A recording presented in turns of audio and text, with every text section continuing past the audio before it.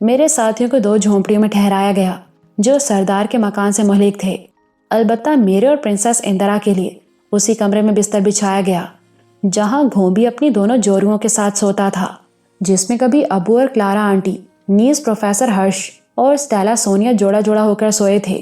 Store میں تبدیل کر دیا گیا اور اناج وغیرہ سے بھرا پڑا تھا، اس لیے ہمیں گھومبی اور اس کی جوڑیوں والے کمرے میں سونا تھا، اور پرنسس اندرا اس بات پر خوش تھی۔ کپالا اور بالی دونوں بہنیں بڑی ہنس مکھ تھیں، مگر کپالا نہ صرف چھوٹی بلکہ اپنی بہن سے کچھ سندر بھی تھی۔ اس بات پر بھی بڑا اتراتی تھی کہ قبیلے کی سردارنی اور گھومبی کی پیاری ہے۔ 15 برس میں اس نے صرف 2 بچے جنے تھے، جبکہ بالی 5 بچوں کی ماں بن چکی تھی، اور یہ سب بچے ایک ہی بستر پر اکٹھے سوتے تھے۔ اس رات کمرے میں بچوں کے بستر اور گھومبی اور اس کی دونوں جوڑوں کے بستر کے علاوہ تیسرے بستر کا اضافہ ہو گیا تھا جو میرا اور اندرا کا تھا۔ مجھے یہ جان کر خوشی ہوئی کہ سردار گھومبی کی طرح اس کی جوان اور چہیتی سردارنی کو پالا بھی ہماری بولی کچھ کچھ سمجھ لیتی اور ٹوٹے پھوٹے لفظوں میں بات بھی کر لیتی تھی۔ دوسرے دن ڈوبا بقیہ ساتھیوں کے ہمراہ سامان لے کر آ گیا اور تبت کے سفر کی تیاریاں شروع ہو گئیں۔ ہم نے دوسری رات بھی کوکی بستی میں گزاری اور اگلے دن پارٹی بستی سے نکل کر شمالی پربتوں کی طرف چل دی۔ سردار گھومبی، کپالا اور 5 کوکی خچروں سمیت ہمارے ساتھ سفر کر رہے تھے۔ میری، پرنسس اندرا اور سردارنی کپالا کی سواری کے لیے گھوڑے تھے۔ گھومبی سرحد پار کرنے کے خفیہ راستے جانتا تھا۔ صرف 1 دن کی مسافت کے بعد ہم آسام کی سرحد سے گزر کر دوسری طرف پہنچ گئے، مگر سردار گھومبی کی زبانی یہ بات سن کر دنگ رہ گئے کہ ہم تبت میں نہیں، چین کے اونچے پربتوں میں پہنچ گئے ہیں، اور یہ بالکل ایک اچنبھا ہوا تھا، جیسے چین کے پربتوں نے ہمیں اپنی طرف کھینچ لیا ہو۔ میں نے نقشہ نکال کر دیکھا تو پتا چلا واقعی ہم چین میں داخل ہو چکے تھے۔ نہ صرف دوگل اور کریاپا بلکہ بودھی بھی ان راستوں سے واقف نہ تھا۔ 15 برس پہلے اس نے کوکی قبیلوں سے غیروں کے شہر کی طرف پچھم کے رخ سفر کیا تھا۔ واپسی پر پارٹی ہوا اور برف کے طوفانوں میں بھٹک کر ویران مندر میں پہنچ گئی تھی، جہاں سے تبت کے دور افتادہ پہاڑی علاقے کا سفر شروع ہوا، مگر اب ہم سیدھے شمال کے رخ چلتے چین میں داخل ہو گئے تھے، جس کے سربفلک پہاڑوں اور برفانی چوٹیوں کے درمیان سفر انتہائی کٹھن تھا اور قدم قدم پر موت کے خطرے سدے راہ تھے۔ سردار گھومبی کو بھی ان اونچے پربتوں کے درمیان سفر کرنے کا موقع نہیں ملا تھا، مگر یہ ضرور جانتا تھا کہ شمال مغرب کی طرف چلتے رہیں تو ہم تبت میں داخل ہو جائیں گے۔ رات کا اندھیرا پھیلنے سے پہلے ہی ہم نے ایک پہاڑ کے دامن میں خیمے اور چھولداریاں نصب کی۔ برفانی ہوا چل رہی تھی اور برف باری کا امکان تھا۔ کیمپ کے باہر ایک لالٹین بھی روشن کر دی گئی۔ ان انتظامات سے فارغ ہو کر جو ہی میں اپنے خیمے میں داخل ہونے لگا جو میرے اور پرنسس اندرا کے لیے نصب کیا گیا تھا، میں یہ دیکھ کر حیران رہ گیا کہ اندرا وہاں موجود نہیں تھی۔ کپالا سردارنی سے پوچھا تو اس نے بھی لا علمی کا اظہار کیا۔ سب لوگ پریشان ہو گئے۔ ٹھاکر اجیت سنگھ اور رگھو رائے حواس باختہ ہو رہے تھے۔ ہم ادھر ادھر ڈھونڈنے اور آوازیں دینے لگے کہ اچانک رات کے کالے اندھیرے میں کہیں دور اندرا کی بھیانک چیخ بلند ہوئی اور میں بودھی کے ساتھ بے تحاشا اس چیخ کے تعاقب میں بھاگا۔ سردار ہرنام سنگھ ہمارے آگے آگے اور دونوں باڈی گارڈز پیچھے پیچھے تھے، مگر اندرا کی دوسری چیخ سنائی نہ دے سکی۔ چین کے اونچے برفانی پربتوں اور کالی رات کے اندھیروں میں ہم آگے پیچھے ایک پہاڑی گلی میں بھاگے جا رہے تھے۔ پرنسس اندرا کی چیخ اسی سمت سے آئی تھی۔ گلی میں بھاگتے بھاگتے میں نے اندرا کو آوازیں دی۔ میری ہر آواز اونچی اونچی پہاڑی دیواروں، چٹانوں اور گھاٹیوں سے ٹکرا کر لوٹ آئی، مگر جواب میں اندرا کی کوئی آواز، کوئی چیخ، کوئی سسکی سنائی نہ دے سکی۔ جو چیخ ہم نے سنی وہی اس کی پہلی اور آخری چیخ تھی۔ پھر کیا گزری، کیا بیتی اور وہ ایکا ایک ہی کدھر غائب ہو گئی، ہمارے پاس اس سوال کا کوئی جواب نہ تھا۔ ہرنام سنگھ ہم سب سے چند قدم آگے پتھروں، جھاڑیوں، پودوں، گڑھوں اور کھائیوں کو پھلانگتا ہوا تیر کی مانند اڑا جا رہا تھا۔ میری ٹارچ کی روشنی کا دائرہ بھی لرزتا، تھرکتا اور گرد و پیش کا جائزہ لیتا ہمارے آگے آگے بھاگ رہا تھا۔ ہم اس پہاڑی گلی کو عبور کر آئے جہاں سے اندرا کی چیخ ابھری تھی۔ اب سامنے ایک اجاڑ، ویران، خاموش گھاٹی تھی جس کا بھیانک سناٹا ہمارے ہی بھاگتے قدموں کی چاپ سے ٹوٹ رہا تھا، لیکن وہاں بھی کوئی دوسری آواز، کوئی دوسری آہٹ نہ تھی۔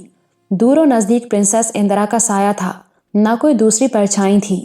کالی رات کے اندھیرے میں پربتوں کا پرہیبت سناٹا اور اس خطرے کا خوف جو اندرا کو درپیش تھا سب کو دہلائی دے رہا تھا، और हम इंतहाई परेशानी के आलम में इधर उधर भागते फिरते थे। इस मौके पर मेरी देखने और सुनने की कुव्वत गैर मामूली तौर पर तेज हो जानी चाहिए थी, बल्कि अजीज जान इंदिरा की मोहब्बत का तकाजा ये था कि मेरी छठी हिस्स खतरे की निशानदेही करती और मुझे उस रास्ते पर डाल देती जिधर मेरी हसीन मंजिल खो गई थी। मगर यूं लगता था कि नागहानी उफ्ताद ने मेरे हवास मुख्तल कर दिए हैं और मैं शिद्दत सदमा से अंधा बहरा हो गया हूँ। मुझे तस्लीम है कि मैं अपनी पूरी जिंदगी में इतना बदहवास और परेशान कभी ना हुआ था, क्योंकि जाने मोहब्बत इंदिरा को खो देने का मतलब अपने आप को खो देना था। इसी परेशानी में जब मैं बोधी, ठाकुर अजीत सिंह और रघुराय के साथ पहाड़ की ऊंची दीवार के साथ भाग रहा था, अचानक मशरिक की जानिब से सरदार हरनाम सिंह की आवाज आई, साहब जी इधर। ये आवाज काफी दूर से आई थी। मैंने पलटकर टॉर्च की रोशनी फेंकी तो कोई 150-200 फुट दूर एक तिरछी बुलंदी पर हरनाम सिंह रोशनी के मध्यम दायरे में ऊपर जाता दिखाई दिया।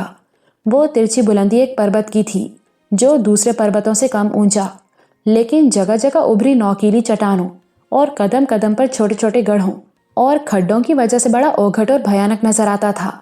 हरनाम सिंह उसी खतरनाक पहाड़ की तिरछी बुलंदी पर चीते की तरह लपकता ऊपर जा रहा था। गालिबन उसने कोई आहट सुन ली या कोई झलक देख ली थी, जिसके ताकुब में ऊपर जा रहा था। मैं भी बोधी के साथ उसी तरफ भागा। हरनाम सिंह की रफ्तार हमारी रफ्तार से, समात हमारी समात से, बसारत हमारी बसारत से तेज बल्कि गैर मामूली थी।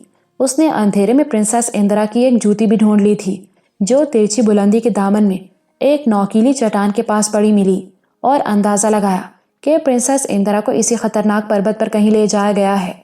तब उसने मुझे आवाज दी थी। जब वो रोशनी के दायरे में आया, उसने दूर ही से प्रिंसेस की जूती बुलंद की थी। ये इस अमर का इशारा था कि एक खोज मिल गया है। मैं अपने जिस्म की पूरी ताकत के साथ हरनाम सिंह की तरफ लपका। मेरे दूसरे साथी बहुत पीछे रह गए थे। अभी मैं हरनाम सिंह से 15-16 कदम पीछे था कि उसे आवाज दी, हरनाम सिंह रुक जाओ जरा। मैं चाहता था हम दोनों मिलकर आगे बढ़ें, मगर उसने रुके बगैर जवाब दिया, साहब जी वो निकल जाएगा। मेरी टॉर्च की रोशनी का दायरा अब हरनाम सिंह के कदमों में थरथरा रहा था। ठीक उसी लम्हे प्रिंसेस इंदिरा की दूसरी जूती रोशनी के दायरे में आई। वो भी एक नौकीली चट्टान के पास गिरी थी। जब तक हरनाम सिंह जूती उठाता, मैं लपकता झपकता उसके करीब पहुंच गया। ये दूसरा सबूत था कि वो ठीक रास्ते पर जा रहा है और दुश्मन इसी तरफ गया है। मैं कुछ जानने, कुछ मालूम करने के लिए बेचैन था। हरनाम सिंह, तुमने किसी को देखा? नहीं साहब जी। तुम्हारे ख्याल में प्रिंसेस को उठाने वाला कोई आदमी है या जानवर? कोई जानवर है। हम बातें भी कर रहे थे और आगे भी बढ़ रहे थे। उसकी जबान से जानवर का लफ्ज सुनकर खून मेरी नब्जों में मुंजमद होने लगा, क्योंकि एक चीख के बाद हमने प्रिंसेस इंदिरा की दूसरी चीख नहीं सुनी थी। और जब कोई दरिंदा अपने शिकार पर झपटता है, सबसे पहले उसकी गर्दन तोड़ता है ताकि वो मुजाहमत न कर सके। इस ख्याल ही से मैं सर से पांव तक कांप उठा, मगर तलाश के बावजूद अभी तक खून की कोई लकीर या कोई बूंद नजर ना आ सकी थी। फिर भी ये तशवीश दिल में हौल पैदा कर रही थी कि मेरी शरीके हयात की जिंदगी खतरे में है। जो जो हम ऊपर चढ़े, चढ़ाई दुश्वार गुजार होती गई। खतरनाक गड्ढे और खड्ड रास्ता रोक रहे थे। छोटी बड़ी नौकीली चट्टानें इधर उधर थूहर की तरह खड़ी थीं। हम टॉर्च की रोशनी में गड्ढों, खड्डों और नौकीली चट्टानों से बचते और हर तरफ देखते भागते आगे बढ़ते रहे। हरनाम सिंह पूरी तरह चौकन्ना और हवा को सूंघता जा रहा था। कोई 200-250 फुट की तिरछी बुलंदी उबूर करके हम मुसत्ताह घाटी पर पहुंचे, जो एक छोटे से लंबूतरे मैदान की तरह खुली, लेकिन दरमियान से ऊंट के कोहान की मानिंद उभरी थी। मगर जो ही हम चट्टान के पास पहुंचे, वहां कोई चीज बिखरी दिखाई दी। टॉर्च की रोशनी में देखा तो मेरा दिल डूब गया। इंदिरा की शॉल थी, जो उसके जिस्म से नोचकर फेंक दी गई और दरिंदे के नाखूनों से किनारे के करीब से फट गई थी, मगर शॉल पर खून का कोई निशान, कोई धब्बा नहीं था। शेर जब किसी इंसान का शिकार करता है, सबसे पहले आमतौर पर उसके कंधों या पीठ का गोश्त खाता है। दरिंदे ने गालिबन इसी चट्टान के करीब अपने शिकार की ज़ियाफत उड़ाने की कोशिश की और जिस्म से शॉल उतार फेंकी थी, लेकिन हमारी आवाज़ सुनकर और ताकुब का खतरा महसूस करके फौरन किसी दूसरी तरफ निकल गया था। घाटी की दूसरी जानिब भी वैसी ही तिरछी ढलान थी जैसे हम उबूर करके ऊपर आए थे, और इस ढलान पर भी वैसे ही गड्ढे और खड्ड थे। جیسے پہلی ڈھلان پر دیکھے تھے۔ نہ جانے درندہ اندرا کو کس گھڑے یا کھڈ میں لے گیا تھا۔ اچانک تھوڑے فاصلے پر ہم نے ہلکی سی غراہٹ کی آواز سنی، اور وہ آواز ایک بڑے کھڈ سے آئی تھی جس کے کھلے دہانے پر ایک جانب چٹان کی کگار کسی کنگنی کی طرح سایہ کنا تھی۔ ہم دونوں بجلی کی مانند کھڈ کی طرف لپکے۔ میں نے 375 میگنم اور ہرنام سنگھ نے اپنی 303 سنبھال لی، مگر اندھیرے میں ہم دونوں غیر محفوظ تھے۔ کیا خبر درندہ کسی جانب سے نکل کر ہم پر حملہ کر دے۔ ہرنام سنگھ نے کگار کی اوٹ میں گھات لی اور آہستہ سے بولا، صاحب جی لائٹ۔ میں نے کھڈ میں روشنی پھینکی اور ساتھ یہ خوفناک غراہٹ ابھری، مگر وہ کسی شیر کی غراہٹ نہیں تھی، اس میں سانسوں کی تیز سیٹیاں شامل تھیں۔ اچانک روشنی کا دائرہ ایک قدادم سیاہ مٹیالے اور انتہائی خوفناک گوریلے پر تھر تھر آیا جو بڑے حیوانی جوش میں میری جانب مڑا۔ اسی لمحے پرنسس اندرا کی جھلک بھی دکھائی دی جو ایک ہموار پتھر پر بالکل بے حس و حرکت پڑی تھی، جیسے نبضیں ساکت ہو چکی ہوں۔ میری حیرت زدہ نظریں اندرا پر مرتکز تھیں کہ ناگہاں گوریلے نے ایک بھاری پتھر اٹھا کر مجھ پر اچھال دیا۔ میں جلدی سے ایک طرف جھک گیا، ورنہ وہ میرے سر کے پرخچے اڑا دیتا۔ گوریلا حیوانی وحشت میں تیزی سے اندرا کی طرف لپکا۔ میرے ایک ہاتھ میں ٹارچ، دوسرے میں رائفل تھی اور میں گولی نہیں چلا سکتا تھا۔ اگر ٹارچ چھوڑ کر اندھیرے میں فائر کرتا تو گولی اندرا کو بھی لگ سکتی تھی، جو میرے اندازے کے مطابق ابھی زندہ تھی۔ ہرنام سنگھ اس لیے فائر نہ کر سکا کہ گوریلا اس کے سامنے آیا ہی نہیں، بلکہ کگار کی اوٹ میں تھا، اور 8-9 فٹ گہرے کھڈ میں ہرنام سنگھ صرف اس کی غراہٹیں اور سیٹیوں کی آوازیں ہی سن رہا تھا۔ ابھی میں ٹارچ گھٹنوں میں دبا کر 375 میگنم کو سنبھال رہا تھا کہ اس کی آواز آئی، صاحب جی ذرا لائٹ بند کرنا۔ میں نے ٹارچ کا بٹن آف کر دیا اور کھڈ کے اندر گہرا اندھیرا چھا گیا۔ اس اندھیرے میں گوریلے کی غراہٹیں پھر سنائی دیں اور یکلخت ہرنام سنگھ چیخا، صاحب جی لائٹ۔ ٹارچ پھر روشن ہو گئی۔ گوریلا کگار کی اوٹ سے نکل کر کھڈ کے دہانے کی طرف لپکا اور غالباً اس بات پر حیران تھا کہ روشنی اچانک کیوں غائب ہو گئی۔ اب وہ ہرنام سنگھ کی زد میں تھا۔ آنن فانن ایک زبردست دھماکہ ہوا اور 303 کی گولی نے گوریلے کی کھوپڑی کے پرخچے اڑا دیے۔ دوسری گولی اس کے سینے میں اتری اور وہ کسی شہتگیر کی طرح لڑکھڑا کر کھڈ میں گر گیا۔ ہرنام سنگھ نے اپنی بولی میں اس کا کھنا کھول دیتا تھا۔ میں فوراً کھڈ میں کود گیا۔ یکے بعد دیگرے 303 کے 2 لرزہ خیز دھماکے سن کر پرنسس اندرا کے جسم میں حرکت پیدا ہوئی۔ وہ نہ صرف زندہ تھی بلکہ گوریلے کو اس کے ساتھ زیادتی کرنے کا موقع بھی نہیں مل سکا تھا۔ اگر ہم چند منٹ لیٹ ہو جاتے تو شاید گوریلا اسے اپنی وحشت کا نشانہ بنا چکا ہوتا۔ سب سے پہلے میں نے اس کے کپڑے درست کیے، شال پہنائی، پھر ہرنام سنگھ بھی کھڈ میں اتر آیا۔ اندرا ابھی تک پوری طرح ہوش میں نہیں آئی تھی۔ میں نے اس کی پیشانی پر ہاتھ پھیرا، رخسار تھپ تھپائے تو اس نے آنکھیں کھول دی، مجھے دیکھا اور چیخ مار کر مجھ سے لپٹ گئی۔ میں نے اسے تسلی دی۔ وہ سمجھ رہی تھی کہ میں اسے کیمپ میں اٹھا لایا ہوں اور اس کی آنکھ خیمے میں کھلی ہے، مگر ٹارچ کی روشنی میں کھڈ دیکھ کر حیران رہ گئی۔ پھر میرے ساتھ ہرنام سنگھ کو دیکھا تو معاملے کی نوعیت سمجھی۔ میں نے بازوؤں کا سہارا دے کر اٹھایا اور ٹارچ کی روشنی میں گوریلے کی لاش دکھائی تو اس کے چہرے پر اطمینان اور مسرت کی روشنی لوٹ آئی۔ پھر 375 میگنم کو دیکھنے لگی جو میرے کندھے پر لٹک رہی تھی۔ میں نے ہرنام سنگھ کی 303 کی طرف اشارہ کیا اور کہا، یہ ہرنام سنگھ کا شکار ہے۔ 303 کی 2 گولیاں کھا کے ڈھہ گیا۔ گوریلے کی کھوپڑی ریزہ ریزہ ہو کر بکھر گئی اور بھیانک شکل کچھ اور بھیانک ہو گئی تھی۔ سینے سے لہو کی دھار پھوٹی تھی اور بالوں سے بھرا سیاہ مٹیالہ جسم لہو میں لتھڑ گیا تھا، بلکہ سرخ سرخ لہو بہہ کر پتھریلے کھڈ میں جم گیا تھا۔ اندرا نے ہرنام سنگھ کی طرف تحسین آفرین نظروں سے دیکھا۔ میں نے بتایا، اگر سردار ہرنام سنگھ ساتھ نہ ہوتا تو شاید تم ہمیں زندہ نہ مل سکتی۔ اسی نے گوریلے کا پیچھا کیا اور تمہارا کھوج لگایا۔ ہرنام سنگھ بڑے احترام کے ساتھ پرنسس اندرا کے سامنے جھک گیا اور بولا، آپا نے گوریلے کو دیکھیا نہیں تھا، بو سونگھ لئی تھی، پھر ایدے ٹھکانے پر اپڑ گئے۔ یہ کہہ کر اس نے اندرا کی دونوں جوتیاں اس کے پیروں میں رکھ دی اور اسے پہلی بار احساس ہوا کہ وہ پیروں سے ننگی ہے۔ ہرنام سنگھ خود بھی بیٹھ گیا۔ سرکار ذرا پیر چکیں، میں تمہانوں جوتی پہنا دوں۔ سردار جی میں خود پہن لوں گی، تم کیوں تکلیف کرتے ہو؟ تکلیف کیسی؟ ایس بہانے تہاڑے چرنوں کو چھو لوں گا۔ آپ میرے صاحب جی کی سرکار ہیں اور آپ کے پیر میرے سر متھے پر۔ اس نے پرنسس اندرا کے پیر پکڑ لیے اور جوتیاں پہنانے لگا۔ اندرا نے پیر نہیں ہٹائے۔ جب وہ جوتیاں پہنا کر کھڑا ہوا تو بولی، سردار جی ذرا اپنے ہاتھ دکھاؤ۔ ہرنام سنگھ نے دونوں ہاتھ کھول دیے اور پرنسس اندرا نے اس کے ہاتھوں پر بوسہ دیا۔ تم نے انہی ہاتھوں سے میرے پیر چھوئے اور انہی ہاتھوں سے گوریلے پر گولی چلائی تھی۔ ہرنام سنگھ ہکا بکا سا اس کی طرف دیکھتا ہی رہ گیا۔ اسے یہ توقع نہیں تھی کہ پرنسس اس کے ہاتھ چوم لے گی۔ جب یہ خلاف توقع بات ہو گئی تو خوشی سے اس کی آنکھوں میں پانی آ گیا اور روندھے ہوئے لہجے میں کہنے لگا، آج میرے ہاتھ پوتر ہو گئے کیونکہ میرے صاحب جی کی سرکار نے ان کو چوم لیتا ہے۔ میں نے اس کے کندھے پر ہاتھ رکھ دیا۔ سردار ہرنام، تم گریٹ آدمی ہو۔ اس نے دونوں ہاتھ جوڑ دیے۔ صاحب جی میں تو آپ کا اور آپ کی سرکار کا نوکر ہوں۔ ہم کھٹ سے نکل رہے تھے کہ بودی، ٹھاکر اجیت سنگھ اور رگھو رائے بھی ہمیں ڈھونڈتے اور اندھیرے میں ٹھوکریں کھاتے وہاں پہنچ گئے۔ پرنسس اندرا کو صحیح سلامت دیکھ کر ان کی جان میں جان آئی۔ میں نے بتایا کہ پرنسس کو اغوا کرنے والا ایک گوریلا تھا اور ہرنام سنگھ نے اس کا کھنا کھول دیا ہے۔ پھر انہیں کھڈ میں گوریلے کی لاش بھی دکھائی۔ اچانک ہرنام سنگھ کو ایک عجیب و غریب بات سوجھی اور گوریلے کی طرف ہاتھ اٹھا کر بولا، صاحب جی اے سہرے دی کھل لاہ لینی چاہی دی ہے۔ کیا کرو گے؟ کدھرے کام آئے گی؟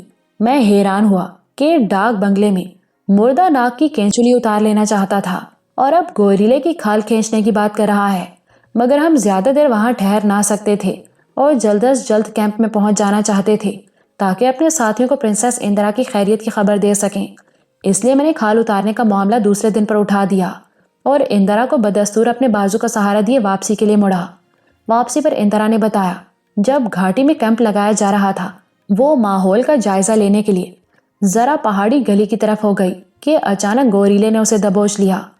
وہ اس ناگہانی افتاد پر نہ صرف بوکھلا گئی بلکہ دہشت زدہ ہو گئی اور حلق سے چینخ بھی بڑی مشکل سے نکل سکی۔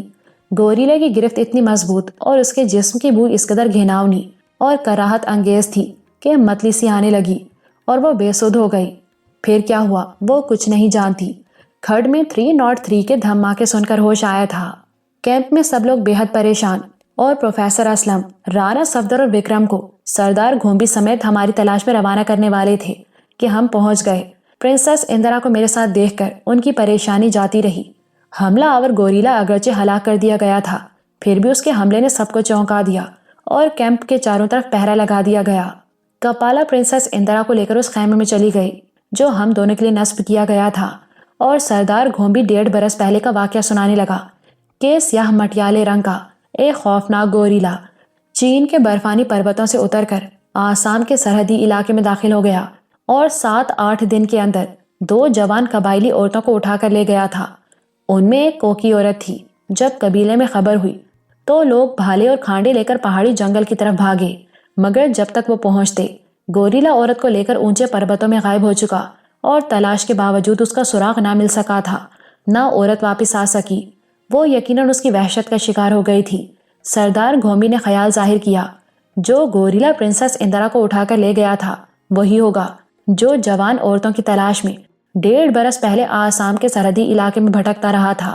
اس خیال کی ایک وجہ یہ بھی تھی کہ چین کے وہ اونچے پروت جہاں ہم نے کیمپ لگایا آسام کی سرحدی بستیوں اور کوکی قبیلے سے زیادہ دور نہ تھے اور کوئی بھی جانور سرحد پار کر کے ادھر ادھر آ جا سکتا تھا۔ سردار گھومبی اس بات پر خوش تھا کہ وہ گوریلا جس میں کوئی بدروح تھی ہلاک کر دیا گیا۔ ابھی تک کسی نے رات کا کھانا نہیں کھایا تھا۔ اسی اسنا میں کھانا تیار ہو گیا اور تقسیم ہونے لگا۔ میں پروفیسر سے اجازت لے کر اٹھا اور اپنے خیمے میں داخل ہوا۔ کپالا نے مجھے دیکھا تو سلام کرتی خیمے سے نکل گئی اور میں پرنسس اندرا کی طرف متوجہ ہوا۔ اس کی حالت پہلے سے سنبھل چکی تھی۔ کپالا اسے دباتی اور خدمت کرتی رہی تھی۔ پھر بھی ایک تو اونچے پروتوں کی برفانی سردی، دوسرے جو حادثہ پیش آیا وہ اس کے اعصاب پر اثر انداز ہوا تھا، جس سے بدن پر خوف یا سردی کی ہلکی سی کپ کپی طاری تھی، جیسے موجیں ہوا سے گلاب کی پتیاں ہولے ہولے لرزتی ہیں۔ ضروری دواؤں کے علاوہ ہم برانڈی کی چند بوتلیں بھی ساتھ لے کر گئے تھے۔ پہاڑی سفر کے دوران ہوائیں بعض اوقات پھیپھڑوں پر اثر انداز ہوتی ہیں اور نمونیا ہو جانے کا خطرہ رہتا ہے، جس کے علاج کے لیے برانڈی بڑی مفید ہوتی ہے۔ علاوہ ازیں کسی حادثے وغیرہ کے نتیجے میں پیدا ہونے والی اعصابی کمزوری بھی اس کے استعمال سے دور ہو جاتی ہے۔ جب میں اپنے خیمے کی طرف چلا، پروفیسر اسلم نے مجھے مشورہ دیا تھا کہ پرنسس کو تھوڑی سی برانڈی پلا دوں، میں نے پوچھا، کیا برانڈی پی لوگی؟ وہ چونکی، پھر اسبات میں جواب دیا، ہاں۔ میں نے رانا خداداد کو بلا کر برانڈی کی ایک بوتل منگوائی اور اپنے خیمے کا پارچاتی دروازہ بند کر کے اندرا کے سامنے بستر پر آ بیٹھا۔ اہل علم جانتے ہوں گے کہ انسانی جسم کے رگ پٹھوں میں ایک سفید لچکدار سا ریشہ ہوتا ہے، جس سے انسان کے اعضاء نہ صرف مضبوط رہتے ہیں بلکہ سریع الحرکت ہو جاتے ہیں۔ چنانچہ ہمارے جسم میں پھرتی، تیزی، تراری اسی ریشے کی لچک، نرمی اور ملائمت سے پیدا ہوتی ہے۔ لچکدار سے مراد وہی چیز ہے جو حرکت سے جنبش کرے۔ جب انسان کے قلب و ذہن یا جسم پر کوئی حادثہ گزرتا ہے، اس کا عصبی نظام متاثر ہوتا اور خوف یا دہشت کی لہر اس سفید یا لچکدار ریشے میں دوڑنے لگتی ہے، جس سے پٹھوں کو جھٹکے سے لگتے ہیں اور جسم کی قوت کمزور پڑ جاتی ہے، کیونکہ حادثے، خوف یا دہشت کی وجہ سے رگ پٹھوں کے لچکدار ریشے میں کسی قدر تناؤ پیدا ہو جاتا ہے، جو اعصاب کو متاثر کرتا ہے۔ عصبی نظام کی اس پراگندگی کو دور کرنے اور انسان کو نارمل حالت میں لانے کے لیے ضروری ہوتا ہے کہ اس کے دل و دماغ سے خوف کا ہر سایہ دور کر دیا جائے، تاکہ لچکدار ریشے کا تناؤ کم ہو اور رگ پٹھے پھر سے صحیح طور پر کام کرنے لگیں۔ پرنسس اندرا کو پیش آنے والے حادثے کی وجہ سے اس کی جو حالت ہوئی سو ہوئی، لیکن اچانک صدمے سے میرے اعصاب کو جو جھٹکا لگا، میں اپنے دل اور ذہن میں اس کی لرزش ابھی تک محسوس کر رہا تھا۔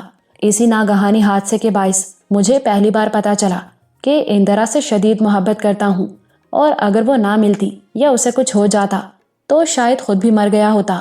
اس کی جدائی ایک لمحے کے لیے گوارا نہ تھی۔ یہی وجہ ہوئی کہ ایک طرف اس کے اغوا کا اچانک غم پہاڑوں کا بوجھ بن کر دل پر آ گرا، دوسری جانب اسے کھوجنے، ڈھونڈنے کی بھاگ دوڑ، پریشانی اور بدحواسی جسم و ذہن کو جھٹکے دیتی رہی۔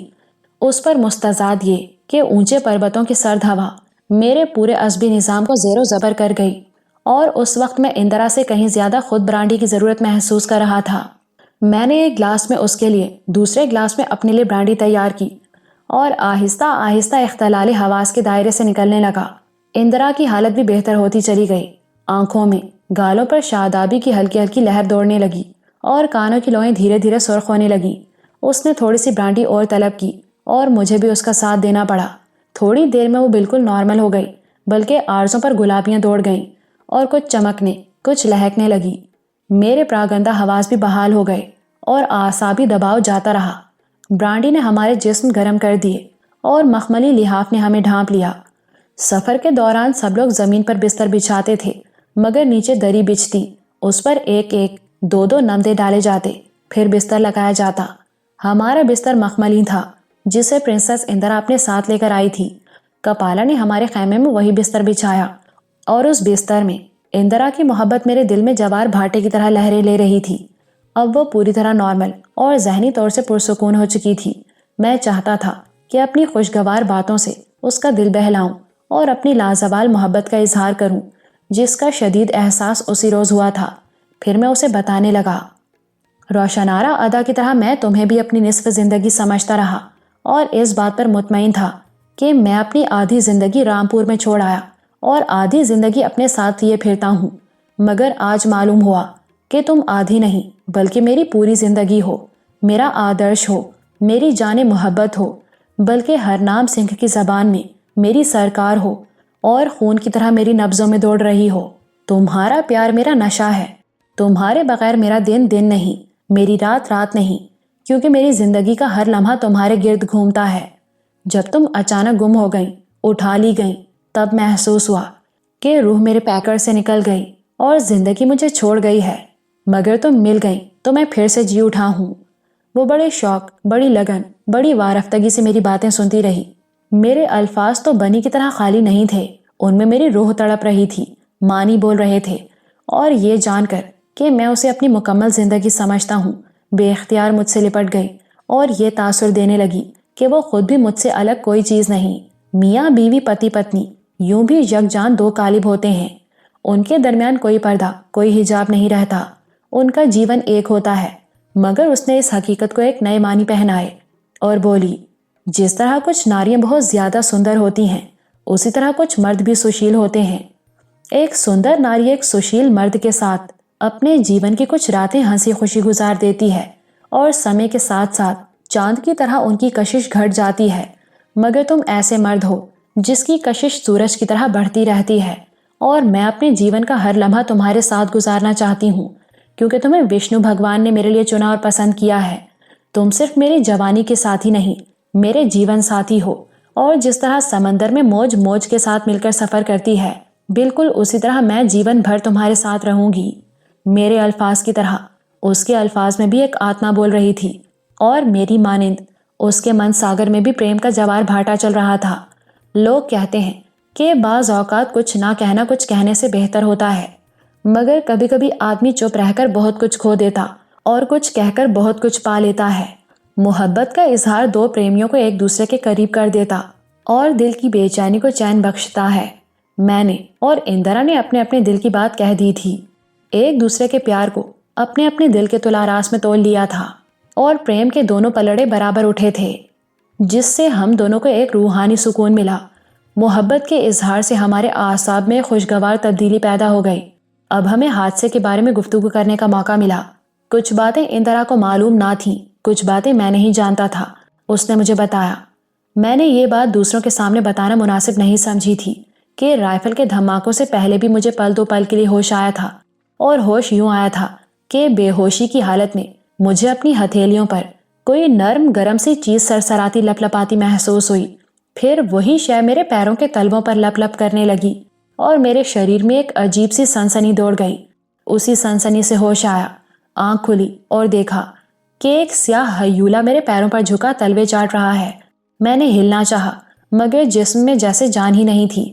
اسی لمحے میرے جسم کی معمولی سی حرکت پر گوریلا پیر چھوڑ کے کھڑا ہو گیا، پھر اپنی آنکھوں سے مجھے گھورنے اور جوش میں اچھلنے کودنے لگا۔ اس کا حیوانی جوش دیکھ کر میں سمجھ گئی کہ مجھے کیا حیوانی حادثہ پیش آنے والا ہے، اور اس کے تصور سے کانپ اٹھی۔ وہ مجھے دیکھ کر غرایا، اور مارے دہشت کے میں پھر بے ہوش ہو گئی۔ دوسری بار 303 کے دھماکوں پر ہوش آیا اور تمہیں اپنے پاس بیٹھے دیکھا۔ اس کی غراہٹ سنتے ہی میں اور ہرنام سنگھ کھڈ کے دہانے پر پہنچ گئے تھے۔ میرے بھاگ اچھے تھے امجد کہ تم لوگ پہنچ گئے۔ مجھے ایک نئی بات سوجھی۔ ڈاک بنگلے میں تم نے کالے ناگ کی آنکھوں میں آنکھیں ڈال کر اسے اپنے بستر سے اپنے کمرے سے بھگا دیا تھا، کیا گوریلے کی آنکھوں میں نہ جھانک سکیں؟ اس کی آنکھوں میں حیوانی وحشت کے سوا اور کچھ نہ تھا، اور میں اس قدر نروس ہو گئی تھی کہ اپنے بچاؤ کا بھی ہوش نہ رہا، مگر وشنو بھگوان نے تمہیں اور ہرنام سنگھ کو میرے بچاؤ کے لیے بھیج دیا۔ معلوم ہوتا ہے وشنو کو تمہارا بڑا خیال ہے۔ وہ مسکرائی۔ وشنو کی پیاری ہوں، جبھی تو اس نے میرے لیے تم جیسا مرد ڈھونڈا اور میرے من میں تمہارا پریم ڈالا۔ اسے گوریلے کے غیر انسانی حملوں سے بچانے میں واقعی قدرت کا زبردست ہاتھ تھا، اور وہ اسی قدرت کو وشنو بھگوان کے نام سے یاد کرتی تھی۔ اس نے اپنی لمبی خوبصورت گردن میں لٹکتی نیلے رنگ کی پتلی ریشمی ڈور پکڑی، اور اس میں بندھی ہوئی چھوٹی سی سفید کوڑی نکال کر مجھے دکھائی۔ پتہ نہیں تم اس بات کو مانتے ہو یا نہیں، مگر آج وشنو کی اس کوڑی نے میری رکشا کی ہے۔ مجھے رامپور کے جنگل کا سادھو مہاتما یاد آ گیا، جس نے پرنسس اندرا کو وشنو کی کوڑی دے کر تاکید کی تھی کہ اسے اپنے گلے سے اتارنا نہیں، تمہارا ہر کٹھن سمے بیت جائے گا۔ مجھے شیشناگ کا من دیا اور کہا تھا جس کے پاس یہ من کا ہو، کوئی سانپ اس کے قریب نہیں پھٹکتا۔ وشنو کی کوڑی اور شیشناگ کے من میں کوئی غیر طبعی جوہر تھا یا نہیں، مگر اندرا کا خیال تھا کہ ناگ اسی کی شکتی سے اس کے سامنے پسپا ہو جاتے ہیں، اور اسی کے طفیل وہ گوریلے کی وحشت سے محفوظ رہی ہے۔ مجھے کوڑی دکھانے کا مطلب یہی تھا کہ میں اس کے بارے میں کچھ کہوں، اور میں نے کہا، اس کوڑی کا گندھا ہوا نیلا ریشمی دھاگا تمہارے گورے گلے میں بہت بھلا معلوم ہوتا ہے، اور وشنو مندر کا سادھو مہاتما جس نے یہ کوڑی تمہیں بھیٹ کی مجھے اس لیے عزیز ہے کہ اس نے اپنے گیان پرکاش سے تم جیسی سندر راجکماری کا ناتا میرے ساتھ جوڑ دیا اور ہمیں دو سے ایک کر دیا تھا۔ اس نے فوراً حجت نکالی، مگر تم نے اس کا جوڑا ہوا ناتا نہیں مانا تھا۔ مانا تھا، جبھی تو ہم دونوں ایک بستر میں ہیں۔ ایک بستر میں اس لیے ہیں کہ تم نے میرے ساتھ عقد کیا، لگن نہیں مانا۔ ارے کچھ باتیں رواج کی ہوتی ہیں، کچھ سماج کی۔ میں نے رواج اور سماج کو ایک کر دیا تاکہ ہمارا ناتا دونوں پہلوؤں سے اتنا پکا ہو جائے کہ نہ اس پہلو سے ٹوٹ سکے نہ اس پہلو سے۔ یہ بات اسے اچھی لگی۔ ہاں، تم نے دونوں طرف سے ناتا پکا کر لیا ہے، ادھر سے بھی ادھر سے بھی۔ وہ مسکرائی تو گالوں پر گلاب سے کھل گئے۔ مجھے ہرنام سنگھ کا خیال آ گیا جس نے اسے میری سرکار کہا تھا۔ ڈاک بنگلے میں ہرنام سنگھ نے کالے ناگ پر گولی چلائی تو تم اس سے ناراض ہو گئیں۔ آج اس نے گوریلے پر گولی چلائی تو تم نے اس کے ہاتھ چوم لیے۔ ناگ میرا بیری نہیں تھا، گوریلا بیری تھا، اور ہرنام سنگھ کے ہاتھ اس لیے چومے تھے کہ میں نے اسے ناگ کی جیو ہتیا سے بری کر دیا، کیونکہ اسے وشنو بھگوان ہی نے میری رکشا کے لیے بھیجا تھا۔ وہ سمجھتی تھی اس کی حفاظت وشنو بھگوان نے کی ہے، جو عظیم قدرت کی روشنی کا روپ ہے۔ اس کے نزدیک وہ خود وشنو کی پیاری تھی، اور میں بھی اسی کا پسند کیا ہوا مرد تھا۔ جب ہی سادھو مہاتما نے اس کے ساتھ میرا لگن کر دیا اور وشنو کی پیاری ایک سندر سوغات کی طرح مجھے سونپ دی تھی۔ پیار محبت کی ان باتوں نے ہمارے موڈ میں خوشگوار تبدیلی پیدا کر دی۔ میں چاہتا تھا اب وہ سو جائے، کیونکہ نیند بھی عصبی نظام کی درستی کے لیے بہت ضروری ہوتی ہے۔ دوسرے دن جب وہ بیدار ہوئی تو حسب معمول حشاش بشاش تھی۔ چین کے اونچے پربتوں سے ہمیں شمال مغرب کے رخ تبت کی طرف سفر کرنا تھا، اور ہماری پارٹی میں کوئی آدمی ان راستوں سے واقف نہ تھا۔ کل جب ان پربتوں کے درمیان کیمپ لگ رہا تھا، میں نے سوچا تھا یا تو ہمیں واپس جانا اور تبت کا راستہ اختیار کرنا ہوگا، یا پھر رات کو نقشوں کا بغور مطالعہ کروں گا اور کوئی ایسا راستہ ڈھونڈ لوں گا جو ہمیں منزل مقصود کی طرف لے جائے، کیونکہ اب صرف نقشے ہی رہنمائی کر سکتے تھے۔ لیکن عزیز جان اندرا کو پیش آنے والے حادثے کی وجہ سے اس کے ساتھ میرے اپنے اعصاب بھی متاثر ہوئے تھے، اور رات کا بیشتر حصہ اعصاب کی بحالی، اندرا کی حوصلہ افزائی، پیار کی باتوں میں بیت گیا تھا۔ اس لیے مجھے نقشے دیکھنے کا موقع نہ مل سکا، کیونکہ رات میرے سامنے ایک اور نقشہ تھا۔ لیکن ناشتے پر معلوم ہوا کہ پروفیسر اسلم نے نقشوں سے رہنمائی حاصل کر لی ہے اور دریائے سالوین کی طرف بڑھنے کا فیصلہ کر لیا ہے۔ دریائے سالوین شمال مشرقی تبت سے نکلتا اور چین کے اونچے پروتوں کے درمیان بہتا اور برما کو سیراب کرتا ہوا خلیج مرتبان میں گرتا ہے۔ پروفیسر نے بتایا، اگر ہم دریائے سالوین تک پہنچ جائیں اور بہاؤ کے خلاف اس کے کنارے کنارے شمال مغرب کی طرف بڑھتے رہیں تو تبت کے اس علاقے کے آس پاس جا نکلیں گے جہاں ہمیں جانا ہے۔ انہوں نے یہ انکشاف بھی کیا کہ قدیم شاہراہ جس پر قافلے صدیوں سے سفر کرتے رہے ہیں، تبت کی راجدھانی لہاسا سے چین کے جنوب مغرب میں واقع پرانے تجارتی شہر چامڈو کی طرف جاتی اور دریائے سالوین سے گزرتی ہے۔ اس لیے کوئی 200-250 میل مغرب کی جانب دوسری شاہراہ بھی، جو لہاسا سے مغربی چین کے شہر لائکنڈو جاتی ہے، دریائے سالوین ہی سے گزرتی ہے۔ اس لیے دریا ہمیں دھوکہ نہیں دے گا۔ ہم پرانی شاہراہوں سے گزریں گے اور کسی بستی سے اپنے مطلوبہ علاقے کے بارے میں معلومات حاصل کر سکتے ہیں۔ پرنسس اندرا بھی ان کی گفتگو بڑے دھیان سے سنتی رہی، پھر کہنے لگی، آپ ہمارے گائیڈ بھی ہیں اور گارڈین بھی، ہم آپ کے پیچھے پیچھے چلیں گے۔ اندرا میرے شفیق و محترم استاد کا پہلے ہی بہت احترام کرتی تھی، لیکن عقد کے بعد ان پر اندھا اعتماد کرنے لگی تھی۔ اس نے پروفیسر کے فیصلے کی تائید کی تو وہ بولے، میرا خیال ہے کہ اگر ہم دریائے سالوین تک پہنچ جائیں تو ہمارا سفر آسان ہو جائے گا، مگر دریا تک پہنچنا ہی مشکل ہے، اس لیے شاید ہمیں آسام کی طرف واپس جانا پڑے۔ سفر میں مشکلات تو پیش آیا ہی کرتی ہیں، مگر وہ مشکلات ایسی ہیں کہ ہم کسی راہبر کے بغیر ان سے نکل نہیں سکتے۔ میں اور اندرا دونوں حیران ہوئے تو انہوں نے اپنے اوور کوٹ کی جیب سے تہہ کیا ہوا ایک بڑا نقشہ نکال کر ہمارے سامنے پھیلا دیا۔ وہ آسام، چین اور تبت کے پہاڑی علاقوں کا نقشہ تھا۔ انہوں نے نقشے میں ایک سرخ نشان لگا رکھا تھا اور وہاں سے ایک آڑی ترچھی سرخ لکیر شمال مغرب کی طرف کھینچ دی تھی، جو ایک دریا تک پہنچتی اور نقشے پر چھپے ہوئے چند کٹے پھٹے نشانات کے درمیان سے گزرتی تھی۔ انہوں نے سرخ نشان پر انگلی رکھتے ہوئے کہا، میرے اندازے کے مطابق ہمارا کیمپ اس وقت یہاں ہے اور ہمیں سرخ لکیر کے ساتھ دریائے سالوین کی طرف جانا ہے، مگر نقشے پر جو کٹے پھٹے نشان نظر آ رہے ہیں وہ ان اونچے پروتوں پر جو سطح سمندر سے 25,000 فٹ کی بلندی پر واقع ہیں، آئس کیپ کی نشاندہی کرتے ہیں۔ یہ دراصل برفانی چوٹیاں، گھاٹیاں اور برف کی دلدلیں ہیں، اور ہم چونکہ ان کے صحیح محل وقوع سے واقف نہیں اور یہ بھی نہیں جانتے کہ ان سے بچ کر گزرنے کے لیے ہمیں کون سا راستہ اختیار کرنا ہوگا، اس لیے اندیشہ ہے کہ کہیں بھٹک نہ جائیں۔ میں یہ سن کر حیران رہ گیا کہ ہمارے راستے میں برفانی چوٹیاں، گھاٹیاں اور دلدلیں حائل ہیں، جبکہ ابو کی پارٹی کو ایک خطرناک برفانی طوفان سے گزرنا پڑا تھا، اور اگر ویران مندر کے باسی ان کی مدد کو نہ پہنچ جاتے تو شاید ہوا اور برف کا طوفان پوری پارٹی کو وہیں تباہ کر دیتا۔ اب برف ہمارے لیے مسئلہ بن رہی تھی۔ پروفیسر کا خیال تھا ان برف پوش پہاڑیوں پر کسی راہبر کے بغیر سفر کرنا خطرے سے خالی نہیں۔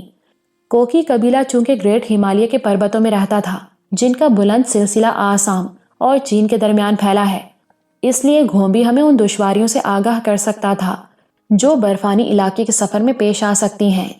ये इंकिशाफ बड़ा सनसनीखेज था कि हम बर्फानी घाटियों और बर्फ की दलदलों के दरमियान उन ओघट और कठिन रास्तों पर सफर करने वाले थे जहां हमारी रहबरी करने वाला कोई नहीं था। अब या तो हम आसाम की तरफ लौट जाते और कोकी बस्ती से शुमाल मगरिब की तरफ सफर करके तिब्बत में दाखिल होते, या फिर खतरों का मुकाबला करते आगे बढ़ते, मगर कोई पुरअसरार ताकत या कशिश हमें आगे बढ़ने पर उकसा रही थी। नाश्ते से फारिग होते ही हमने सरदार घोंबी को तलब किया और बताया कि हमारी पहली मंजिल दरियाए सालवीन है, फिर उसके किनारे किनारे सफर करेंगे। मैंने वही नक्शा घोंबी के सामने फैला दिया। अपने कैंप के निशान से दरियाए सालवीन तक खींची गई वो सुर्ख लकीर दिखाई जो बर्फानी घाटियों और दलदलों के दरमियान से गुजरती थी। दरिया का वो मकाम भी दिखाया जहां से एक कदीम शाहरा चीन और तिब्बत को मिलाती थी, और कहा, सरदार घोंबी, तुम बता चुके हो कि ये पर्वत तुम्हारे अनदेखे और अनजाने हैं, मगर हमें इन पर्वतों में सफर करना और दरियाए सालवीन के किनारे पहुंचना है। जगह जगह बर्फानी घाटियां और बर्फ की दलदलें हैं। क्या तुम किसी तरह हमें दरिया तक पहुंचा सकते हो? घोंबी ने नक्शे को हैरत और शौक की नजरों से देखा, जिस पर शहर, दरिया, पहाड़, जंगल, मारूफ रास्ते, बर्फानी चोटियां, घाटियां, मैदानी और पहाड़ी इलाके मुख्तलिफ रंगों में दिखाए गए थे। उसने ऐसा नक्शा जिंदगी में पहली बार देखा था।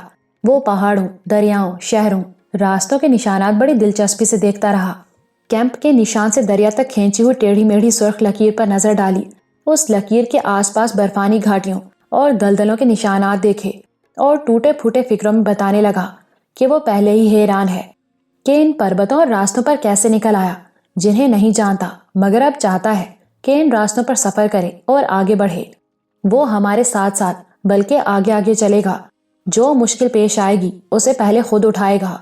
हमने अपने कैंप से दरिया तक जो लकीर खींच दी और जो रास्ता मुकर्रर कर दिया है उस पर चलता रहेगा। और जब कोई आदमी अपने रास्ते पर चलता रहता है तो कभी न कभी अपनी मंजिल पर पहुंच जाता है। सो हम भी दरियाए सालवीन तक पहुंच जाएंगे। ये था सरदार घोंबी का जवाब। ऊंचे पहाड़ों और उनके ओघट रास्तों पर किसी राहबर के बगैर सफर करना जोखों और खतरों से खेलने वाली बात थी।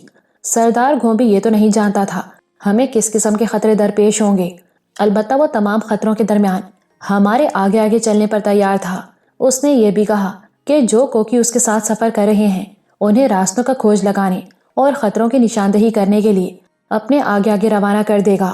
इस तरह रास्ता ढूंढता हुआ आगे बढ़ेगा। हमने उसी वक्त कैंप उठाने और आगे बढ़ने का फैसला कर लिया। सूबेदार खुदादाद खान को कैंप उठाने के लिए कह दिया गया। ये बता देना भी जरूरी है कि खुदादाद खान एक किस्म का कैंप इंचार्ज था। पहरे, चौकी, सामान की हिफाजत, खुराक की तकसीम, कैंप लगाने और उठाने के तमाम काम उसी के सुपुर्द थे। वो हर काम एक तजुर्बाकार फौजी की हैसियत में बड़ी उम्दगी से करता और दूसरे लोग उसके साथ ताउन करते थे। सरदार घोंबी को रुखसत करके हम भी खैमे से बाहर आए। सूबेदार खुदादाद कैंप उठाने का ऐलान कर रहा था कि सरदार घोंबी अपनी सरदारनी कपाला और डूबा को लेकर फिर हमारे पास आया और ये हैरत अंगेज खबर सुनाई कि कपाला इन पर्वतों और ओघट रास्तों के बारे में कुछ जानती है। अब ये मालूम करना जरूरी था कि वो क्या जानती है और क्या कहती है। मैं, प्रिंसेस इंदिरा, राणा सफदर और प्रोफेसर असलम फिर खैमे में आ गए। घोंबी और कपाला दोनों हमारी बात समझ लेते और टूटे फूटे लफ्जों, फिक्रों में अपनी बात समझाने की कोशिश करते। चंद रोज में उन्होंने हमसे कुछ नए लफ्ज और फिक्रे सीख लिए थे। फिर भी सरदारनी कपाला उन ऊंचे पर्वतों और कठिन रास्तों के मुतालिक हमें आसाम की कबायली बोली में कुछ बताना चाहती थी। इसलिए डूबा साइज को बतौर तर्जुमान अपने साथ लेकर आई ताकि हमें उन खतरों से पूरी तरह आगाह कर सके जो इस सफर में पेश आ सकते थे।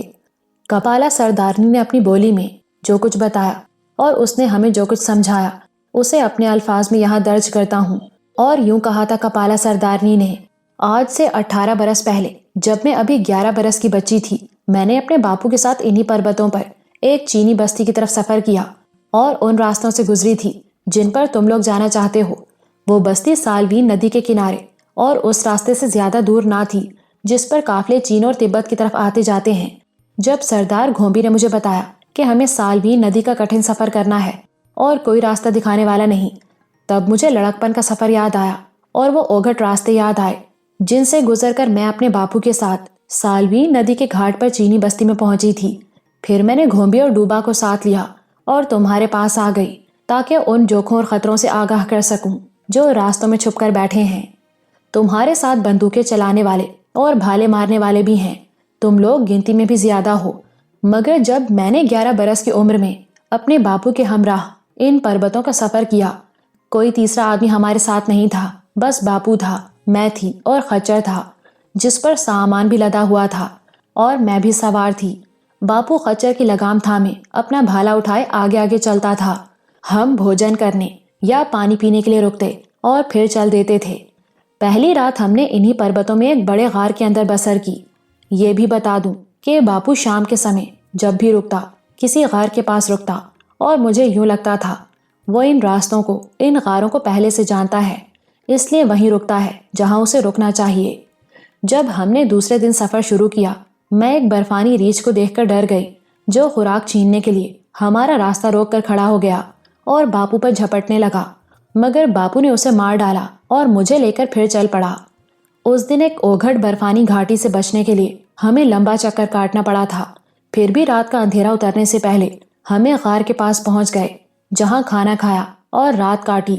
تیسرے دن جب میں خچر پر سوار ہوئی اور باپو اس کی لگام پکڑے آگے آگے چلنے لگا تو بولا، کپالا، آج ہم برف کی ایک دلدل پار کریں گے کیونکہ آگے بڑھنے کا اور کوئی راستہ نہیں۔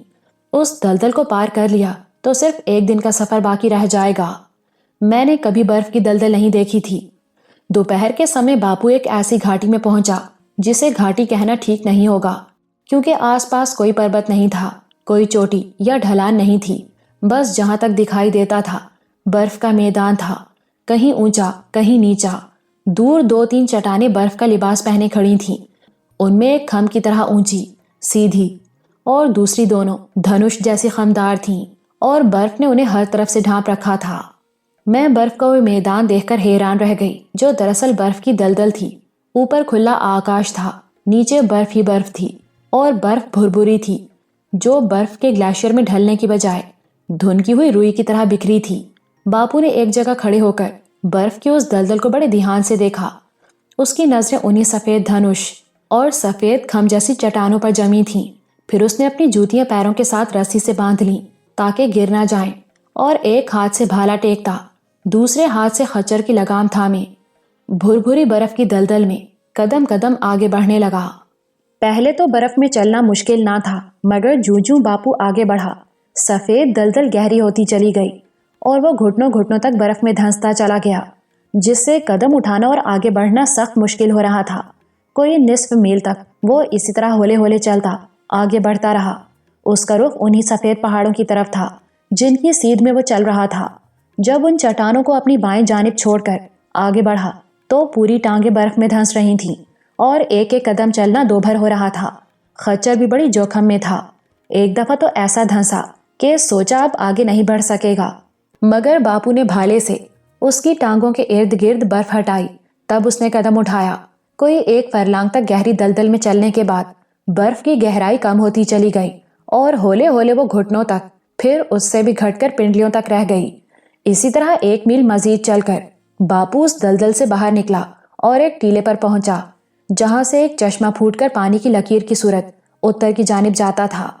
اس ٹیلے پر پہنچ کر باپو نے خشک لکڑیاں جلائیں جنہیں پیچھے ہی سے خچر پر لاد لیا تھا، اور سن جسم کو جس میں لہو بھی جم گیا تھا سینکنے لگا۔ خچر کو بھی حرارت پہنچائی گئی۔ اسی اسنا میں بھیڑیوں کا ایک غول نہ جانے کہاں سے آ نکلا، مگر میں نے اور باپو نے بھیڑیوں کو ٹیلے پر نہیں چڑھنے دیا اور ان پر جلتی لکڑیاں پھینکی، جن سے 2 بھیڑیے جھلس گئے۔ 2-3 کو باپو نے اپنے بھالے سے مار پھینکا۔ بھوکے بھیڑیوں نے اپنے مرے ہوئے جھلسے ہوئے ساتھیوں کی تکا بوٹی کر دی، اور باپو مجھے لے کر پانی کی لکیر کے ساتھ ساتھ پچھم کو اتر گیا۔ اب خچر کی رفتار بھی تیز تھی اور راستہ بھی سیدھا تھا۔ بہت جلد ہم برف کی دلدل اور اس کے آس پاس برفانی گھاٹیوں اور چوٹیوں کو پیچھے چھوڑ آئے اور گہری شام کو پھر ایک غار کے دہانے پر پہنچ گئے جہاں رات بسر کی۔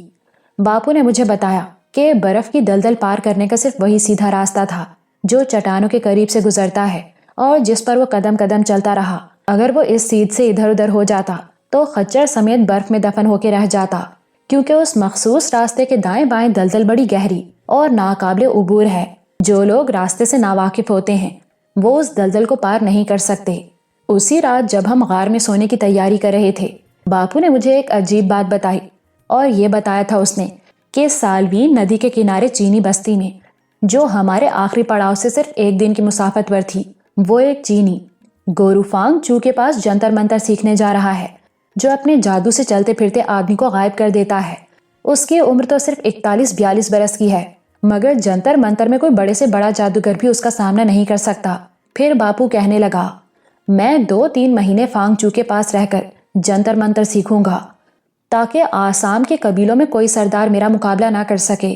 تو بھی وہیں رہے گی، اور جو کچھ وہ کہے گا وہی تجھے کرنا ہوگا، کیونکہ تو اس جنتر منتر کا بدلہ ہوگی جو چینی جادوگر مجھے سکھائے گا۔ وہ تجھے اپنے پاس رکھ لے گا، مگر تو گھبرانا نہیں، میں 1 برس کے اندر اندر آ کر تجھے لے جاؤں گا۔ میں یہ بات سن کر ہکا بکا رہ گئی، مگر باپو کے سامنے بول نہیں سکتی تھی، اس سے ڈرتی تھی۔ اب اس کے ساتھ چینی جادوگر فانگ چو سے بھی خوف آنے لگا۔ نہ جانے وہ شکل و صورت کا کتنا بھیانک ہوگا اور مجھے کیا کہے گا۔ میں چپ ہو گئی، مگر باپو تسلی دیتا رہا کہ وہ مجھے سدا اس کے پاس نہیں رہنے دے گا۔ اگلے دن وہ مجھے خچر پر بٹھا کر پھر چل دیا۔ آگے ایک اور برفانی گھاٹی تھی جسے پار کرنا مشکل تھا۔ وہ لمبا چکر کاٹ کر ایک پربت کی پتلی پگڈنڈی پر چلتا رہا، اور ایسے خطرناک تھے اس پگڈنڈی کے اتار چڑھاؤ جیسے موت کا رسا جھول رہا ہو۔ میں خچر سے اتر آئی اور باپو کا ہاتھ تھامے اس کے ساتھ ساتھ چلتی رہی۔ اس پربت کی پتلی پگڈنڈی سے دوسری جانب اترے تو دور پچھم سے پورب کی جانب پانی کی ایک چوڑی لکیر بہتی دکھائی دی۔ باپو نے بتایا کہ وہی سالوین ندی ہے، اور اسی ندی کے کنارے وہ سالوین بستی ہے جہاں فانگ چو رہتا ہے۔ ہم شام سے پہلے ہی بستی میں پہنچ گئے، جہاں رہنے والے قبائلی چینیوں کی گنتی 4-5 ہزار سے زیادہ نہیں تھی، جیسا باپو نے بتایا تھا، اور میں نے خود بھی جانچ کر لی۔ فانگ چو اپنے جنتر منتر کے کارن بہت مشہور تھا اور لوگ اس سے ڈرتے تھے۔ اس کا مکان پتھروں سے بنا ہوا اور بہت بڑا تھا، جس میں اس نے میرا اور باپو کا سواگت کیا۔ میں یہ دیکھ کر حیران رہ گئی کہ زرد رنگ اور بھلی صورت کا ایک جوان چینی تھا، جس کے پپوٹے بھاری، اور بھاری پپوٹوں میں آنکھوں کی لمبی جھریاں دیکھنے والے پر جیسے جادو پھونکتی تھیں۔ باپو کی زبان سے فانگ چو کا نام سن کر اور یہ جان کر کہ وہ چلتے پھرتے آدمیوں کو غائب کر دیتا ہے، مجھے اس کے خیال سے جو ڈر لگا تھا وہ ڈر اس کی صورت دیکھ کر جاتا رہا، اور میں یہ سمجھی کہ باپو مجھے یوں ہی ڈرا رہا تھا۔ رات کو ان دونوں میں کوئی بات چیت ہوئی اور باپو نے مجھے بلا کر فانگ چو کے سامنے کر دیا۔ وہ مجھے اپنی نظروں میں تولتا رہا۔ میرا رنگ روپ، شریر، سب کچھ اچھا تھا، مگر اس نے کہا، لڑکی چھوٹی ہے اور ابھی اس کے جوان ہونے میں 4-5 برس لگیں گے۔ باپو چاہتا تھا وہ مجھے پسند کر لے۔ کہنے لگا، کوکی لڑکیاں جھٹ پٹ جوان ہو جاتی ہیں، کپالا بھی 2 برس میں بڑی ہو جائے گی اور تمہاری سیوا کرنے لگے گی۔ زرد چینی ہنس دیا، کوکی سردار، میں تمہیں جادو منتر بھی سکھاؤں اور 2 برس تمہاری لڑکی کی پرورش بھی کروں۔ یہ تو گھاٹے کا سودا ہے۔ جب کپالا بڑی ہو جائے گی تب لوگوں کو اپنے بس میں کرنے کا گر سیکھنے میرے پاس آ جانا۔ باپو نے فانگ چو کے پیر پکڑ لیے، اسے تھوڑی سی چاندی بھیٹ کی جسے اپنے ساتھ لے کر آیا تھا، اور کہا، مجھے نراش نہ کرو، اگر تم 2 برس کپالا کا خرچہ نہیں اٹھانا چاہتے تو میں اسے اپنے ساتھ لے جاؤں گا، اور جب یہ تمہاری سیوا کے قابل ہوگی تمہارے پاس چھوڑ جاؤں گا۔ مجھ پر بھروسہ کرو، اور میں اتنا کٹھن سفر کر کے جو کچھ سیکھنے آیا ہوں مجھے سکھا دو۔ اس نے باپو کی بات مان لی، اس پر بھروسہ کر لیا اور اسے اپنا شاگرد بنا لیا۔ ہم اس بستی میں اسی گھر میں رہنے لگے۔ میں نے سالوین ندی کے گھاٹ سے کئی قافلوں کو آتے جاتے دیکھا، اور یہ بھی دیکھا کہ ہر قافلے کا سردار فانگ چو کے لیے کوئی نہ کوئی سوغات لے کر آتا تھا۔ چینی اور تبتی بیوپاری جو اپنے قافلوں کے ساتھ سالوین ندی سے گزرتے اس کے جادو منتر سے ڈرتے اور اسے خوش رکھتے تھے۔ اس کا گھر کسی بادشاہ اور راجے کی طرح قیمتی سوغاتوں سے سجا ہوا تھا۔ نہ صرف بستی میں بلکہ قافلوں میں بھی اس بات کا چرچا تھا کہ وہ چلتے پھرتے آدمی کو غائب کر دیتا اور ناریوں کو اپنے جادو سے رام کر لیتا ہے۔ وہ سبھاؤ کا نرم اور زبان کا میٹھا تھا۔ میں ناریوں کو بھی اور مردوں کو بھی اس کے پاس آتے جاتے دیکھتی تھی۔ 3 مہینوں کی بجائے باپو نے پورے 6 مہینے اسی بستی میں گزار دیے اور اپنے مطلب کی بہت سی باتیں سیکھ لیں۔ فانگ چو جب میری طرف دیکھتا یوں لگتا تھا اس کی آنکھیں باتیں کر رہی ہیں۔ اس نے بول چال کے لیے چینی زبان کے کچھ لفظ اور کچھ فکرے بھی مجھے سکھا دیے تھے، تاکہ جب دوبارہ اس کے پاس آؤں تو اپنے آپ کو اجنبی نہ سمجھوں۔ 6 مہینوں کے بعد باپو مجھے لے کر اس بستی سے نکلا تو فانگچو ہمیں رخصت کرنے پہاڑی تک آیا۔ اس نے کچھ سوغاتیں مجھے دیں اور باپو سے پوچھا، کپالا کو لے کر کب تک آ جاؤ گے؟ 2-2.5 برس میں یہ تمہاری سیوا کرنے کے قابل ہو جائے گی، باپو نے جواب دیا۔ بس 2-2.5 برس تمہیں انتظار کرنا ہوگا، پھر ہم رخصت ہو کر آگے بڑھے اور وہ مجھے اپنی آنکھوں کی جھریوں سے دیکھتا بستی کی طرف پلٹ گیا۔ واپسی پر بھی ہم نے وہی راستہ اختیار کیا جس راستے گئے تھے۔ اب باپو مجھے دیکھتا تو اس کی آنکھیں بھی بولتی اور باتیں کرتی تھیں۔ واپسی کے سفر میں برف کی دلدل پار کرنے کے سوا اور کوئی مشکل پیش نہیں آئی، اور میں نے ان راستوں کو بڑے دھیان سے دیکھا اور یاد رکھا تھا۔ سوچتی تھی باپو 2-2.5 برس کے بعد مجھے پھر فانگچو کے پاس لے جائے گا، مگر اس نے وعدہ وفا نہیں کیا، اور جب میں 14 برس کی ہوئی میرا لگن ایک کوکی نوجوان سے کر دیا۔ اسی برس وہ غاروں کے شہر کی طرف چلا گیا اور لوٹ کے نہیں آیا، تو گھومبی قبیلے کا سردار بن گیا اور مجھے اپنی بہن چنگری کا بدلہ ٹھہرایا، پھر قبیلے کی سردارنی بنا دیا۔ اب میں تم لوگوں کے ساتھ ایک کٹھن سفر پر جا رہی ہوں، اور جیسا گھومبی نے مجھے بتایا ہے کہ تم سالوین ندی کے اس گھاٹ تک جانا چاہتے ہو جہاں سے قافلے چین اور تبت کی طرف آتے جاتے ہیں، تو میں وہاں تک تمہاری رہبری کروں گی، کیونکہ 18 برس گزر جانے کے بعد بھی وہ راستے کسی سپنے کی طرح مجھے یاد ہیں، اور میرے بغیر کوئی تمہیں برف کی اس دلدل سے پار نہیں لے جا سکتا۔ بس وہی ایک راستہ ہے جس پر چل کر تم سالوین ندی کے گھاٹ تک پہنچ سکتے ہو۔ ان پربتوں پر شاید کوئی گوریلا یا برفانی ریچھ راستہ کاٹے، یا بھیڑیوں کا کوئی غول اچانک کہیں سے نکل آئے، مگر تمہارے پاس بندوقیں ہیں اور گولیاں دور ہی سے انہیں موت کی نیند سلا سکتی ہیں، اس لیے تم برف کی دلدل پار کر سکتے ہو تو سالوین ندی تک پہنچ جاؤ گے، اور میں تمہیں راستہ دکھاتی چلوں گی۔ بس یہی کہنے آئی ہوں۔ یہ تھی کپالا سردارنی کی کہانی، جس نے ہمیں ایک سنسنی خیز حیرت سے دوچار کر دیا۔ وہ یقیناً ان مشکل اور اوگھٹ راستوں کی نشاندہی کر سکتی تھی جنہیں کسی رہبر کے بغیر عبور کرنا مشکل ہی نہیں، ناممکن تھا۔ اس نے 11 برس کی عمر میں وہ کٹھن سفر کیا تھا اور راستے بھولے نہیں تھے، کیونکہ اس کی یادداشت تیز تھی، مگر میں کچھ اور سوچ رہا تھا، اس لیے پوچھا، کپالا، جب تمہارا باپو اپنے قول کے مطابق تمہیں فانگچو کے پاس لے کر نہیں گیا تو کیا اس نے کوکی قبیلے میں سردار کو کوئی سندیش نہیں بھیجا اور اس سے اپنا قول یاد نہیں دلایا تھا؟ نہیں، اس نے کوئی سندیش نہیں بھیجا تھا، نہ باپو نے اس کا نام لیا، کپالا نے جواب دیا، مگر میں کبھی کبھی ڈرا کرتی تھی کہ وہ میری راہ دیکھ رہا ہوگا، اور جب اسے پتا چلے گا کہ میرا بیاہ کسی اور سے ہو گیا ہے تو اپنے جادو کے زور سے وہیں بیٹھا بیٹھا مجھے غائب کر دے گا۔ اور یہ ڈر اس لیے تھا کہ باپو نے 14واں برس پورا ہوتے ہی میرا بیاہ کر دیا، اور اسی برس فانگچو کو میری واپسی کا انتظار تھا، مگر نہ تو میں غائب ہوئی نہ مجھ پر کوئی اور بپتا پڑی۔ ایک دن باپو نے آپ سے آپ بتایا کہ سالوین ندی کا جادوگر مر گیا ہے، اور جب آدمی مر جاتا ہے جیتے لوگوں سے اس کا کوئی ناتا نہیں رہتا۔ یہ جواب سن کر میرا وہ اندیشہ دور ہو گیا جو ذہن کی کوٹری میں سانپ کی طرح بے آواز گھس آیا تھا۔ کپالا اپنے قبیلے کی سب سے سندر عورت تھی، 29 برس کی عمر میں بھی جب سردار گھومبی کے 2 بچوں کی ماں بن چکی تھی۔ اس کے چہرے پر بڑا نکھار اور چال ڈھال میں ایک کشش تھی، نوجوانی کی عمر میں زیادہ پرکشش رہی ہوگی، اور مجھے یہ خطرہ لاحق ہو گیا تھا کہ دریائے سالوین کے گھاٹ پر پہنچتے ہی اگر فانگچو نے اسے دیکھ لیا، پہچان لیا، تو کہیں کوئی مصیبت کھڑی نہ کر دے۔ لیکن یہ سن کر کہ وہ مر چکا ہے اور اس کے بھوت نے بھی کبھی کپالا کا پیچھا نہیں کیا، ہم نے اس کی رہنمائی قبول کر لی۔ پھر صوبیدار خداداد خان نے کیمپ اٹھوا لیا اور کپالا کی رہنمائی میں وہ بھیانک سفر شروع ہوا جس کے تصور سے آج بھی بدن کے رونگٹے کھڑے ہو جاتے ہیں۔ پروفیسر اسلم نے دریائے سالوین تک پہنچنے کے لیے نقشے پر جو ٹیڑھی میڑھی لکیر کھینچی تھی اس کے مطابق ہمیں شمال مغرب کی طرف سفر کرنا تھا، مگر کپالا نے بتایا کہ ہمیں سیدھا اتر کی جانب جانا ہے، اور گھاٹی سے نکل کر ایک پربت کے ساتھ ساتھ اسی جانب ہو لی۔ جب کپالا پارٹی کے آگے آگے سفر کر رہی تھی، صرف کوکی قبیلے کی نہیں پوری پارٹی کی سردارنی معلوم ہوتی تھی۔